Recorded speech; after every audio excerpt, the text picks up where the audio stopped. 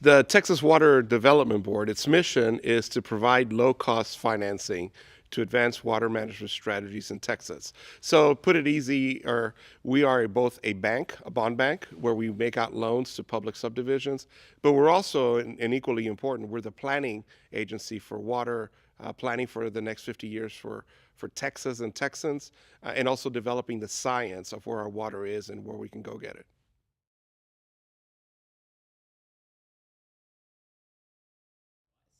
The board does that in several ways, but primarily we do it in effective partnership at the local level. The board, since 1997, has worked with regional water planning groups in working and identifying how their population is going to grow over the next 50 years, where their water demands are going to be, and the unmet portion of that demand. What are the potential sources of water that they can come and look for to be able to meet those demands? So those first decisions are absolutely made at the local level.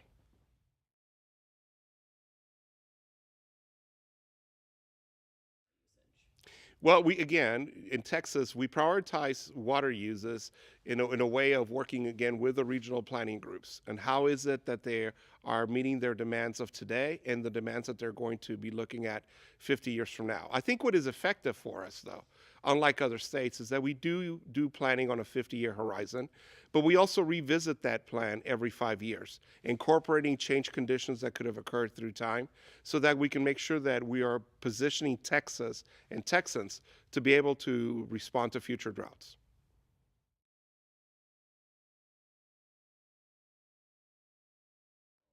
You know, we get the question a lot about how do we address changing climate in our planning as well. And I think in that regard, we need to tell a tale of both what we have experienced in the past and what we foresee in the future years to come. So what is it that we know? We know that we plan based on the drought of record. For Texas, that needs to be the drought of the 50s. But realistically, we don't know if the current drought we're in will not be the new drought of record. The reason you plan for a drought of record is because it's already occurred. You know that that is as bad as it's gotten for the period that you've been keeping records, and you can justify calling out projects that target costs to be able to sustain a drought that repeats itself along those lines as well. We also know, based on tree ring data, that the drought of record is not as bad as it can get in Texas. We know that in the 1200s, 1300s, and 1500s, that we've had even more prolonged droughts than the ones in the 50s and the ones that we're seeing today. We also know, looking forward, that we are going to have, over the next 50 years, 10% less water.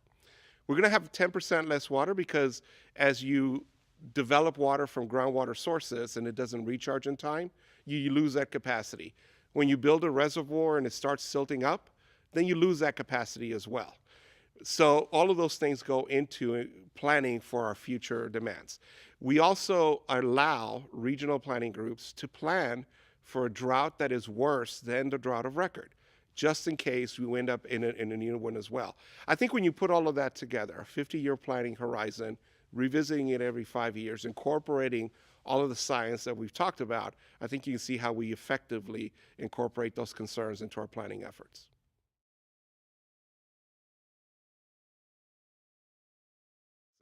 There's several things that we know. We know that we're going to go from 25 million Texans to 47 million Texans over the next 50 years. That's an 82% growth. We know that in itself will represent additional demands for water. We know, as we spoke earlier, about the fact that we're going to have 10% less water. We do not know if we're going to have a repeat of the drought of record or reset the drought of record. That is a tremendous uncertainty, because when you do find yourself in a new drought of record, it resets all of your models. So all of the assumptions that you've made through time, based on water availability, based on the data that you had collected from what up to now had been the worst drought, the one in the 50s, you have to reset them and incorporate into your new planning function as well. And then as you go forward, when you talk to the scientists that are looking at climate change, while they may or may not agree as to how it's impacting the globe, what they cannot center on yet is how it would impact discrete portions of Texas. I had a wonderful meeting with scientists that do this kind of work at Texas A&M a couple of months ago.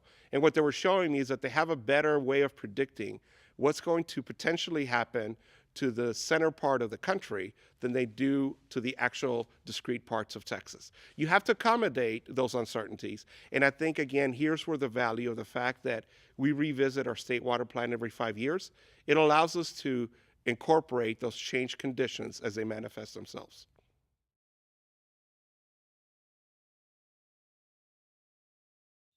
We know that to meet our demands going forward over the next 50 years, we're going to need to find an additional 8.3 million acre feet of water.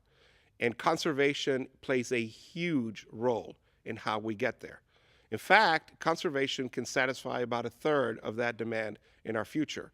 The best part of it is conservation only represents about 12% of our costs. The reason being is we're dealing with water we already have. We just need to learn how to use that water better. And so it speaks to the role that we as individual Texans can play. It speaks to the old adage that every drop does count. We can all do our part. But it also speaks to what municipalities, for example, can do in reducing their line losses, what agricultural interests can do in utilizing the same or less water to produce crops at the same yield or even increase their yield pattern. So whatever we can do to better identify how we apply water to land for agricultural purposes, how we better convey our water so that we can all use it, and then ultimately how we better use it ourselves, then we all are well served.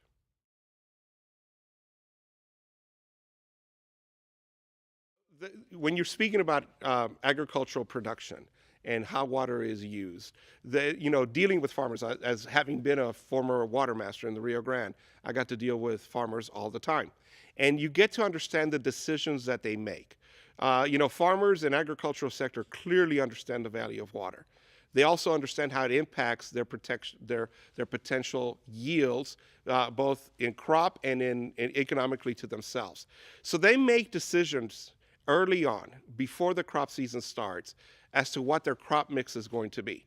Well, if water appears to be plentiful for the following year, then you will see crop mixes looked at that probably have a higher return cash-wise because they know that they have the ability on a risk basis to have the water there to be able to produce those crops. When the water availability is suspect, then it is not uncommon to see farmers make crop decisions before planting season. And so we're talking November, December of the year for the following summer to be able to adjust for those crop patterns. Can it impact future crops? Yes, particularly crops that are perennial in nature. But again, those are the change conditions that we incorporate within our modeling and our planning efforts.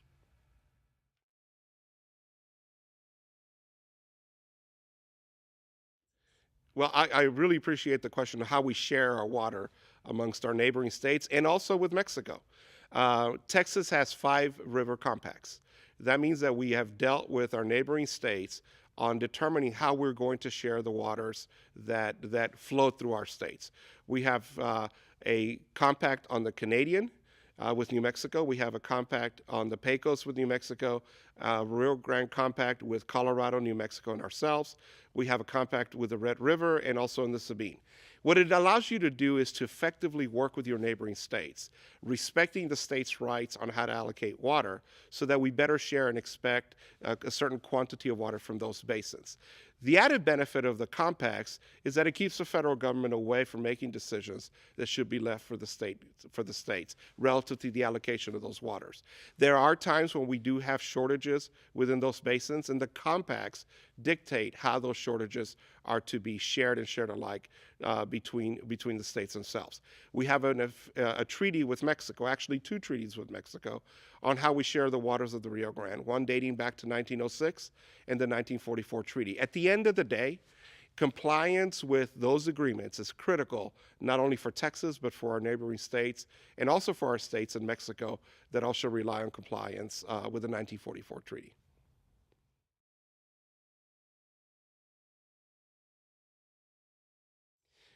We have very effective plans, not just the board, but the state of Texas as a whole. Let's talk about near term. Near term, we work with our sister agency, the TCEQ, the Texas Commission on Environmental Quality, as they receive reports from municipalities and industrial sectors that because of a prolonged drought, may have their water supply at risk of running out, let's say in 180 days. To the extent that that is verified, then we work with the Department of Emergency Management to ensure that in the near term, we're able to respond to those shortages. Wherever we have to change our permitting practices to expedite, for example, emergency interconnects, we do that. But that's for the near term. On the longer term, that's where our effective planning comes into place.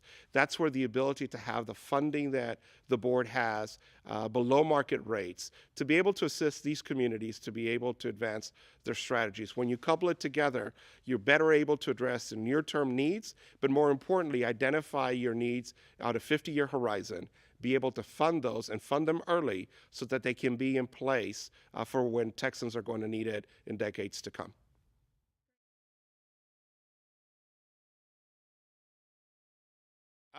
When we look about how we increase water awareness so that we can all manage our natural resource, our most precious natural resource in a better way, you first have to look at what local entities have done. Look, for example, as to what San Antonio has done. You cannot go to San Antonio and not open up the paper or look at a TV newscast where they're not covering where the Edwards Aquifer level is at. That raises on a daily basis the awareness level. That is why San Antonio has been able to so drastically and sustainably cut their per capita consumption of water through time. And it is a cut that has sustained during droughts and times of plenty. So you know that going forward, they've positioned themselves to better utilize the water that's available to them. That's why San Antonio, for example, has had a 62% increase in population with the same source of water available, and they're still able to meet their needs. El Paso is doing the same thing. You're seeing that community by community in Texas. Most recently, look at what Wichita Falls has done. Because that area of Texas has had the worst impact of the current drought. They have been able to reduce their consumptive rate of water drastically just in the last few years, and also put in place very innovative ways of reusing water. You do that state by state. I think the best way to reflect how Texans are viewing droughts is by the turnout that went into adopting and implementing the state Water Implementation Fund for Texas, the transfer of $2 billion in November of 2013. Texans were asked to see if they wanted to support such a measure.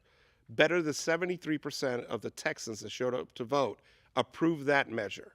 You compare that to the last time that Texans got to vote on a measure related to water in 2011, that measure barely passed by over 50%. What it indicates to you is that effective planning, effective participation, and yes, having experienced the recent droughts increases awareness of where our water comes from, and more importantly, the value that that water has to have.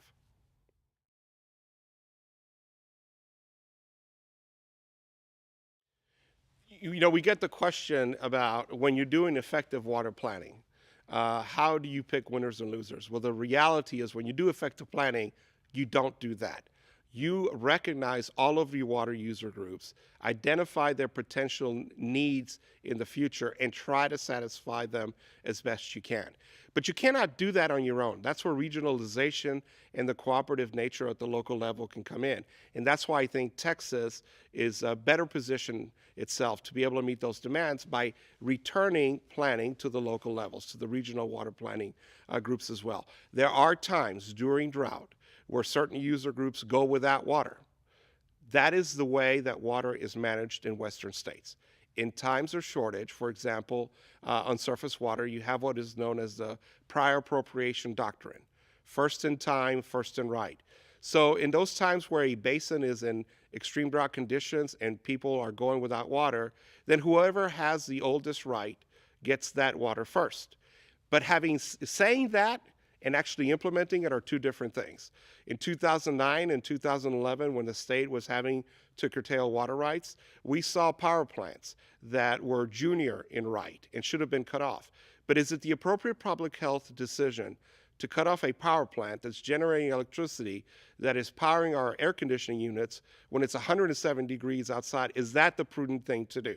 And that's where we in Texas take pride in learning from each drought and better positioning ourselves to respond to those shortages. Well, take it a step further. What if one of those policy decisions that you're making is a determination that a city's sole source of water is a surface water right that is very junior. And that means that you should cut them off. Are you really going to do that? Is that the public health thing to do? What about the hospitals that would be impacted? What about the schools that would be impacted? Again, what this speaks to is how at the local level, through regional control and regionalization, you can better position all of the various user groups to be able to better respond and go through a drought.